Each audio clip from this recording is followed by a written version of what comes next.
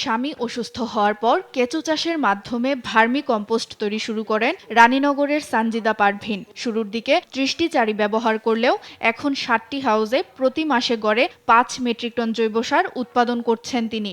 আমার এখানে ৪-৫ জন মহিলাও কাজ করেনি, ওনারাও কাজ করে এখানে।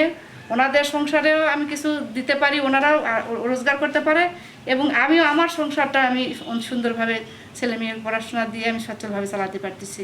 গোবর আমি ফেলাই দিতাম, তারপরে আমার সানজিদা আপা আমাদের বললো আমি ভার্মি কম্পোস্ট করছি, এখানে আমার গোবর আমার কাছে বিক্রি করে।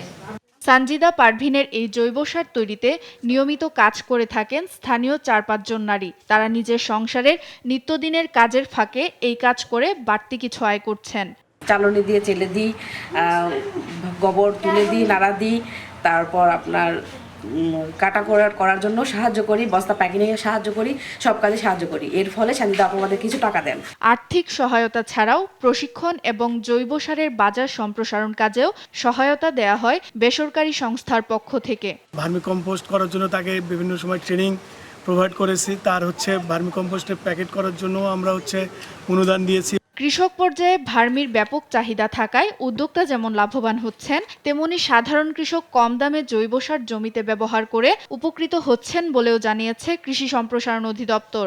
কৃষি সম্প্রসারণ অধিদপ্তর মাঠ পর্যায়ে কৃষকদের জৈব সার ব্যবহারে উদ্বুদ্ধকরণের স্বার্থে এই ভার্মি কম্পোস্ট উদ্যোক্তা কৃষক তৈরি করছি। আমরা এ ধরনের উদ্যোক্তা কৃষকদেরকে ভার্মি কম্পোস্ট উৎপাদনের যে কারিগরি সহযোগিতা, সেই সহযোগিতা দিয়ে আসছি। আশা করছি যে এই ভার্মি কম্পোস্ট আগামীতে আরও বেশি সম্প্রসারণ হবে। পরিবারের আর্থিক সংকট থেকে উঠে এসে সানজিদা পারভীনের মতো নারীরা দেখাচ্ছেন সুযোগ পেলে প্রত্যন্ত গ্রামের নারীরাও পারেন দেশের কৃষি ও অর্থনীতিতে অবদান রাখতে। সুপ্রিয়া তৃষা, নিউজ ডেস্ক, দেশ টিভি।